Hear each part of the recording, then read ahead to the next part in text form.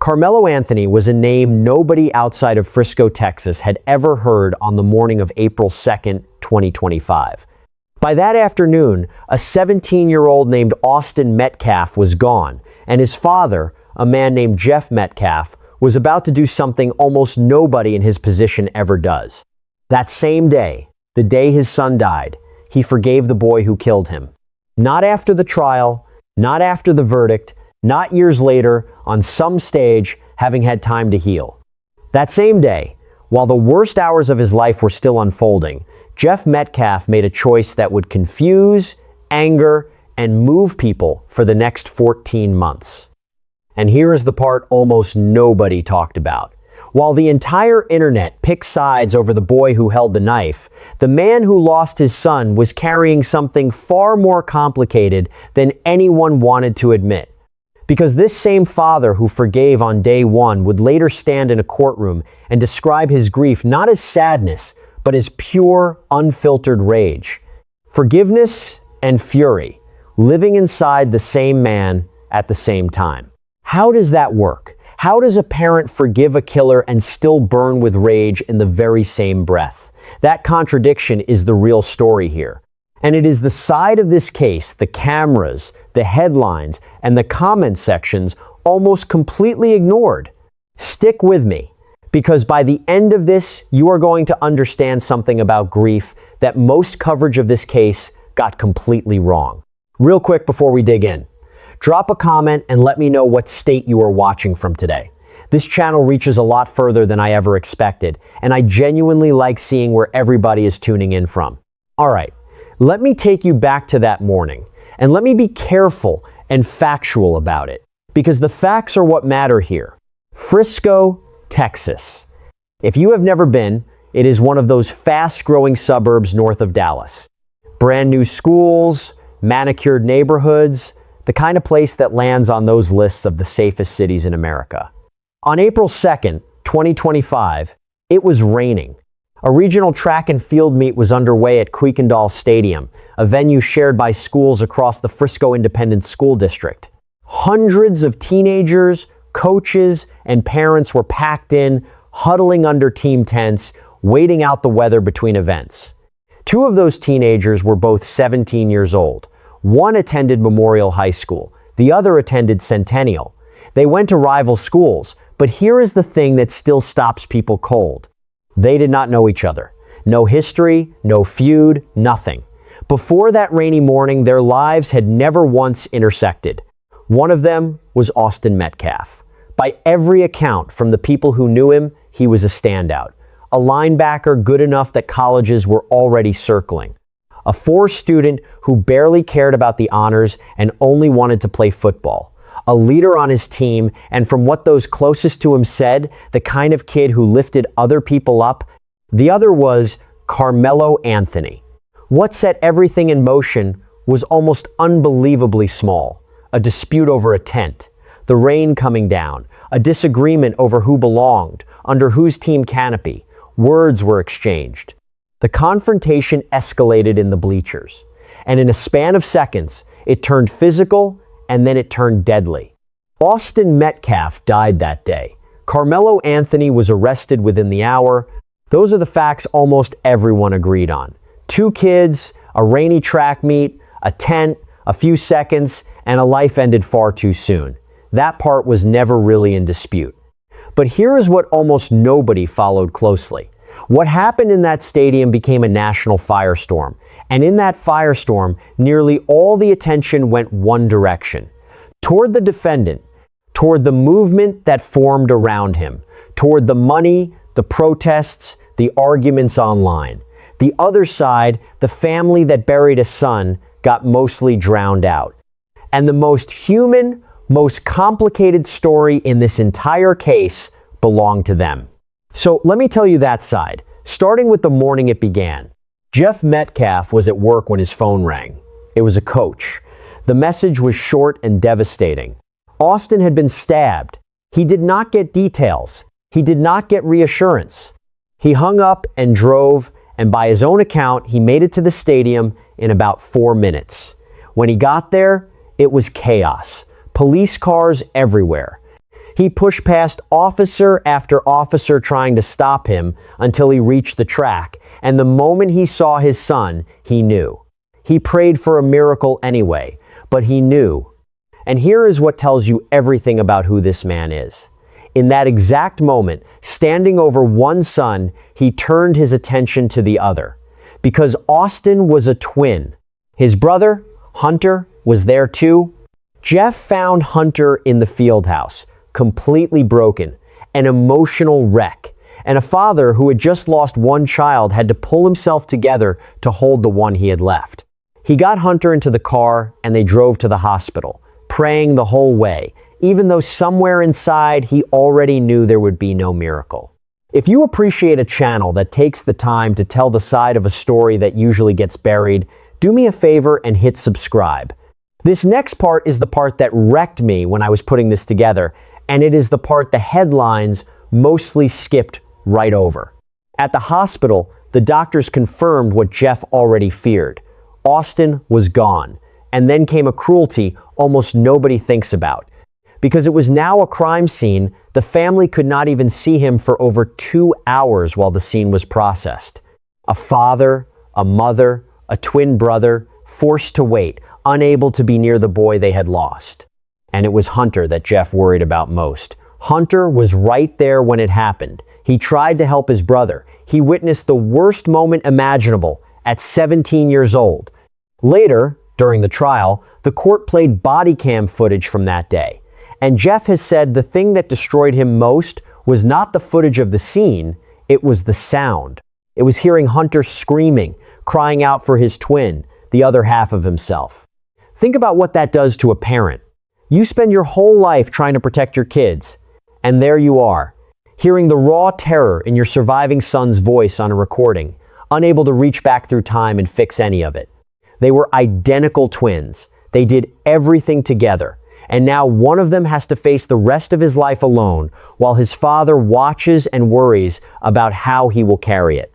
That is the wound underneath all of this. Not the verdict, not the money, not the online war. A surviving twin and a father terrified for the son he still has. Now, to understand how Jeff Metcalf forgave on the very same day, you have to understand something about him that almost no coverage mentioned. This was not the first time he had stared down the worst thing imaginable. About a decade earlier, Jeff Metcalf was diagnosed with stage 4 cancer. The doctors gave him a coin flip, 50-50, and by his own account, he made a deal with God. He said he could not die because he had 2 boys who needed their father. He has said he would go through cancer 1,000,000 times over if it meant 5 more minutes with them. Surviving that did something to him. He talks about how facing your own mortality reprioritizes everything. All the stuff people chase, the bigger house, the nicer car, the bank account, none of it matters anymore. What is left is the people who love you and the people you love. He came out of that fight with a fixed philosophy about time and legacy, that the only thing you truly leave behind is the mark you make on other people's hearts. So when the unthinkable happened to Austin, Jeff Metcalf was not starting from zero. He was a man who had already been to the edge once and built an entire way of living around what he found there. And that is the foundation his forgiveness was built on. Because forgiveness is the single most misunderstood thing about Jeff Metcalf. People heard the word and assumed it meant he was at peace, that he had let it go, that the rage was gone. They could not have been more wrong, and he told us so himself. He forgave Carmelo the day it happened, but he has been crystal clear about the distinction. He forgave him. He does not forgive what he did. The gap between those 2 sentences is where this whole story lives. And the reason was not for Carmelo. By his own account, the forgiveness was for himself. He put it in terms only a cancer survivor would reach for. Carrying that hate, he said, would eat him alive from the inside, the same way the disease he had already beaten once tried to. He described holding on to rage as drinking poison and hoping it kills the other person. It does not work that way. It only kills you. Forgiveness, to him, was survival. It was the only way he could keep functioning, keep showing up for the family he had left. He framed it in one line that stops you cold. He said, "I lost my son. So did God. Two fathers," he figured, standing toe to toe, each knowing exactly how the other felt. That faith, he says, is the only reason he made it through at all. And then there is the detail that genuinely surprised people, including some who had no sympathy left to give. Even after the guilty verdict, Jeff Metcalf admitted he felt sorrow, not just for himself, for Carmelo. He said he is human and that he felt a measure of sorrow because that young man is, in his words, fixing to live a living hell. He does not wish harm on anyone. He has said it is not the Christian thing to do, not the way he was raised. But do not mistake that for the idea that he thought the punishment was too harsh or that he felt justice was done. He did not. To Jeff Metcalf, there is no such thing as justice in this case, because justice would be Austin walking back through the front door and giving him a hug. No verdict on earth delivers that. So he can hold sorrow for the boy and the cold certainty that there was no justice both at once. That kind of moral complexity does not trend online. It does not fit on a sign, so it got ignored. Which brings us to the question of why almost nobody heard this side of the story for over a year. Here is the answer, and it is a documented fact, not a theory. Jeff Metcalf was legally silenced. The judge imposed a gag order restricting what the people directly involved could say publicly about the case, and it stayed in place all the way through the trial. It did not lift until the jury came back with a guilty verdict on June 9th, 2026. Sit with what that means. For 14 months, while a national narrative formed and hardened around his son's death, while the other side organized into a loud, well-funded movement with spokespeople and fundraisers and protests, the father of the boy who died was not free to fully respond. He has compared it to being unable to speak while the story got told without him. When he finally could speak, after the verdict, he described it as a muzzle coming off, like a racehorse held in the gate too long. And I will be straight with you about that moment, because honesty is the whole point of this channel. When that gag order lifted, 14 months of bottled up grief and rage came pouring out of him in public, and some of it was raw, and some of it was deeply controversial, and it set off its own firestorm. I am not going to relay the harshest of it here, because frankly, it does not capture who this man actually is, and a lot of it was simply the sound of a father who had been silenced for over a year, finally breaking under a weight no person should have to carry. What matters is not the worst thing he said in his worst moment. What matters is what that explosion reveals. It was a pressure valve, not a performance. A dam breaking after being held back far too long. And then, on June 9th, the jury reached its decision. The trial had played out in Collin County, in McKinney, Texas. 12 jurors heard the evidence. The defense argued self-defense. The prosecution argued it was not. The verdict came back. Guilty of murder. The sentence, 35 years in prison with a parole review that puts the first real possibility of freedom somewhere around 17 years in. Jeff Metcalf believed it should have been life, but as he said, the number was almost beside the point because no sentence brings Austin back. And it was at the end of that trial, reading a victim impact statement directly to Carmelo Anthony, that the contradiction at the heart of this man finally showed itself in full. It was not gentle. He told the young man that people think grief is sadness, but it is not. He said grief is rage, pure, unfiltered rage. He talked about how a piece of him died with his son and how he is somehow expected to keep living anyway. He said the person he used to be no longer exists. He made a point of saying this was never about race. To him, it was about right and wrong. And in that very same statement, that very same outpouring of rage, he told Carmelo Anthony that he forgave him the day it happened. He just does not forgive what he did. Stop and really look at that, because this is the thing nobody wanted to talk about. We are conditioned to think of forgiveness and rage as opposites, as two separate chapters. First, you are angry, and then someday, if you are a good enough person, you arrive at forgiveness and the anger fades. That is the clean, comforting story we like to tell about grief. Jeff Metcalf is living proof it does not work that way at all. He did not forgive and then move past the rage. He forgave on day one and carried the rage right alongside it for 14 months and straight into that courtroom, both at once.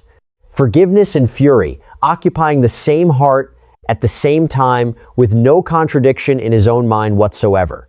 That is not a man who is confused. That is a man telling you the truth about what real grief actually looks like. It is not a tidy progression. It is forgiveness and rage and sorrow and love and worry all tangled together every single day. And because that truth is messy and hard and does not fit a headline, it got almost no attention. The world wanted a simple story, a villain and a victim, a saint or a sinner. Jeff Metcalf refused to be simple. He was just a wrecked human being telling the truth. And here is the cruel part. While the Metcalf family was grieving, they were also under attack. This is documented on the record in his own words. He says he was swatted 6 times. For anyone who does not know, swatting is when someone makes a fake emergency call designed to send armed police charging to your home over a crime that never happened. It is dangerous, and people have died in swatting incidents. The first time, he came home to find his entire block surrounded, snipers in the trees, a SWAT team at his door, all over a call about a shooting that never occurred. It happened again and again, 6 times in all, until he says he was practically on a first-name basis with the officers who kept showing up. He says his personal information was leaked online, what is called doxing. He says he received repeated death threats, and a lot of it, by his account, came from people who were actively dragging his dead son's name through the mud while he was legally barred from responding, making memes, making jokes, posting vile things about a teenager who was no longer alive to defend himself. His challenge to those people was simple. Take a look in the mirror and imagine it was your child. Think about the full weight of all of it. A man who lost a son, who forgave the killer the same day for his own survival, who already survived stage 4 cancer, who had to hear his surviving son's screams played back in a courtroom, and who was being terrorized at home the entire time. That is the cost of being the victim's family in a case the internet decides to adopt.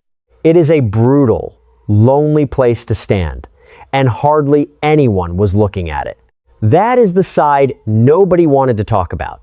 But I do not want to leave you in the dark of all that, because Jeff Metcalf would not. Because the truest thing about this whole story is not the rage or the harassment. It is what this family chose to build out of the wreckage. Start with Hunter, the surviving twin everyone worried about. At graduation, Hunter walked up, took his own diploma, and then turned around and walked back to accept his brother's, a posthumous diploma in Austin's honor. The entire arena rose to its feet, a standing ovation that lasted the whole time it took him to return to his seat. And on the football field, Hunter slid over into Austin's old position, led the team in tackles, made all-district, became team captain. His father watched a boy walk up to give a victim impact statement and watched a man walk away. The school dedicated the whole season to Austin with a single motto, all in. The A for Austin, the double L for his number 11, I for integrity, N for never quit. And the family set up a scholarship in his name at his high school, awarded for the first time this past year and continuing every year after. A father who survived cancer once told a support group that he would measure his success by how many people showed up at his funeral, because the only thing you truly leave behind is your mark on other people. By that measure, his son left an enormous one. And maybe that is the real lesson buried in this whole tragic case. We spent 14 months arguing about the loudest version of the story. The fund, the movement, the protests, the online war. And the entire time, the truest and most human thread was sitting right there in plain sight in the words and actions of a grieving father almost nobody fully listened to. Grief does not follow a script. It is not a straight line from anger to peace. It is everything, all at once, forever. And the people living it deserve to be heard, not drowned out. So here is where I will leave you. The next time a case explodes online and the whole world rushes to pick a side, remember Jeff Metcalf. Remember that behind every headline and every hashtag, there is usually a family living the parts that never trend.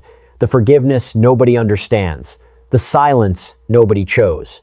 The brother who has to carry on alone. The scholarship that turns a name into a legacy. Those are the stories worth slowing down for, and they are the stories this channel exists to tell. Subscribe and stick around, because the truest part of a case is almost never the part that goes viral, and that is exactly the part I am going to keep bringing you. And I am genuinely curious where you land on this one. Can you forgive someone and still carry rage toward them at the same time? Is that a contradiction, or is that just being human? Tell me what you think down in the comments. I will be reading them, and I will be down there talking with you.